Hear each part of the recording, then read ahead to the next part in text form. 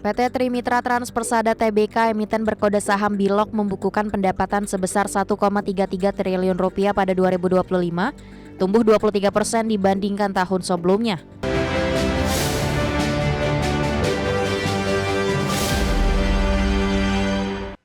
Pemirsa, PT Trimitra Transpersada Tbk membukukan kinerja positif sepanjang 2025 dengan pertumbuhan pendapatan dan laba bersih. Pertumbuhan ini didorong oleh penguatan layanan logistik dan ekspansi bisnis cold chain secara berkelanjutan.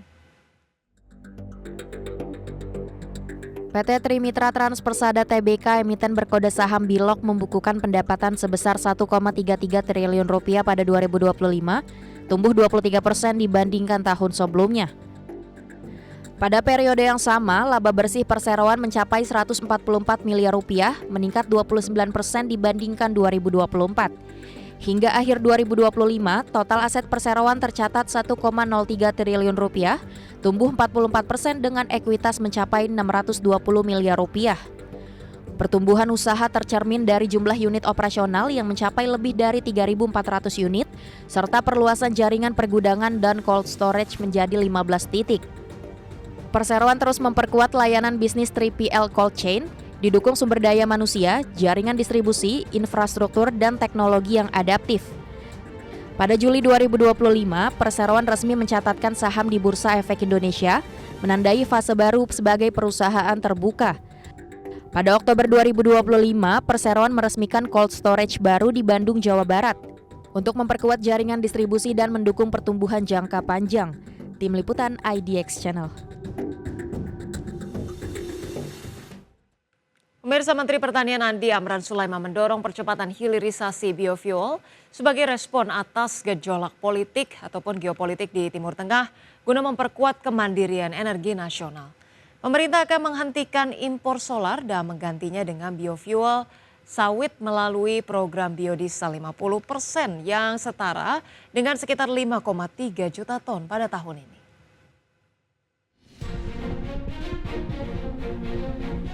Menteri Pertanian Andi Amran Sulaiman mendorong percepatan hilirisasi biofuel sebagai respon atas gejolak geopolitik di Timur Tengah guna memperkuat kemandirian energi nasional. Amran menjelaskan langkah tersebut merupakan tindak lanjut arahan Presiden Prabowo Subianto untuk mempercepat hilirisasi khususnya di sektor pertanian berbasis energi. Ia menambahkan pemerintah akan menghentikan impor solar dan menggantinya dengan biofuel sawit melalui program biodiesel 50% atau B50 yang setara sekitar 5,3 juta ton pada tahun ini. Tak berhenti di situ, pemerintah kini menyiapkan lompatan berikutnya melalui pengembangan I20 atau campuran etanol 20% dalam bensin yang bersumber dari jagung, ubi, dan tebu. Dari mana? Jagung, ubi, dan tebu. Semua bisa tumbuh di Indonesia. Artinya ke depan bagaimana kita mandiri energi, mandiri pangan. Ini kita lakukan bersama-sama, kita bergerak bersama-sama. Tentu nanti Pak Wamen sampaikan atau direksi mau tambahkan. Nah, ini kita kejar. Ini ada hikmah. Menurut Amran, kondisi geopolitik global yang memanas justru menjadi momentum bagi Indonesia untuk mempercepat penguatan sektor strategis, baik energi maupun pangan. Selain biofuel, hilirisasi juga didorong pada subsektor peternakan, khususnya industri pakan, vaksin, dan bibit ayam, yang memiliki nilai ekonomi mencapai hingga 600 triliun rupiah. Dari Jakarta, Ade Firmansyah, Tim Liputan IDX Channel. Ya, pemirsa, produsen mie instan raksasa PT Indofood CBP Sukses Makmur Tbk atau ICBP mencatatkan pertumbuhan laba bersih yang signifikan sepanjang tahun buku 2025. Meski dibayangi kenaikan harga bahan baku global, efisiensi dan kuatnya pasar domestik berhasil mendorong performa keuangan perseroan tetap tangguh.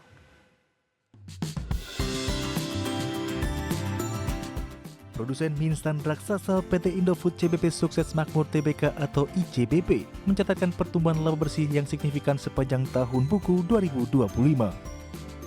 ICBP membukukan laba bersih sebesar 9,2 triliun rupiah sepanjang tahun 2025 atau melonjak 30% dibandingkan capaian tahun sebelumnya yang sebesar 7,1 triliun rupiah. Pertumbuhan ini didorong oleh kenaikan penjualan neto konsolidasi sebesar 3% menjadi 74,8 triliun rupiah Dari total pendapatan tersebut, pasar Indonesia masih menjadi kontributor utama sebesar 69%, sementara 31% sisanya berasal dari pasar internasional. Meskipun penjualan meningkat, ICBP menghadapi tantangan lonjakan harga bahan baku yang menyebabkan laba bruto turun 2% menjadi Rp26,4 triliun. Hal ini juga berdampak pada laba inti atau core profit perseroan yang terkoreksi 4% ke angka Rp9,98 triliun. Namun perusahaan tetap mampu mencatatkan kenaikan laba usaha sebesar 2% menjadi Rp16,6 triliun dengan margin yang terjaga di level 22,3%. Adapun Direktur Utama dan CEO ICBP Antoni Salim menegaskan bahwa ketangguhan kinerja tahun lalu membuktikan posisi kuat perseroan di sektor barang konsumsi. Meski kondisi makroekonomi pada tahun 2026 diprediksi masih menantang, ICBP berkomitmen untuk terus mempertahankan kepemimpinan pasar, menginovasi produk dan efisiensi rantai pasok. Langkah strategis ini diharapkan dapat memitigasi fluktuasi harga komoditas bahan baku yang berpotensi mempengaruhi margin keuntungan di masa depan. Berbagai sumber untuk IDX Channel. Pemirsa, PT DCI Indonesia Tbk mencatatkan kinerja cemerlang sepanjang 2025 dengan laba bersih menembus Rp1 triliun. Pertumbuhan didorong kenaikan pendapatan dan ekspansi data center yang mendorong efisiensi serta utilisasi kapasitas. PT DCI Indonesia Tbk emiten berkode saham DCII mencatat laba bersih sebesar Rp1 triliun pada 2025, meningkat 26% dibandingkan Rp796 miliar pada 2024. Pendapatan perseroan tercatat Rp2,54 triliun pada 2025, tumbuh 40% secara tahunan yang mencerminkan permintaan layanan data center yang terus meningkat. Perseroan mencatat margin laba bersih sebesar 39%, serta EBITDA Rp1,55 triliun dengan margin 61% yang mencerminkan efisiensi operasional. Total aset perseroan meningkat menjadi Rp6,65 triliun dengan total ekuitas sebesar Rp4,00 triliun pada akhir 2025. Sepanjang 2025, DCII resmi mengoperasikan data center JK6 di kampus H1 Cibitung dengan kapasitas mencapai 36 MW. Perseroan juga menyelesaikan pembangunan E2 Data Center Surabaya dengan kapasitas IT 9 MW yang mulai beroperasi komersial pada kuartal 1 2026. Kehadiran fasilitas baru memperluas jangkauan platform data center DCII yang kini tersebar di Cibitung, Karawang, Jakarta, dan Surabaya. Manajemen menyebut pertumbuhan pendapatan dan profitabilitas mencerminkan efisiensi operasional serta keunggulan time to market yang terus dijaga.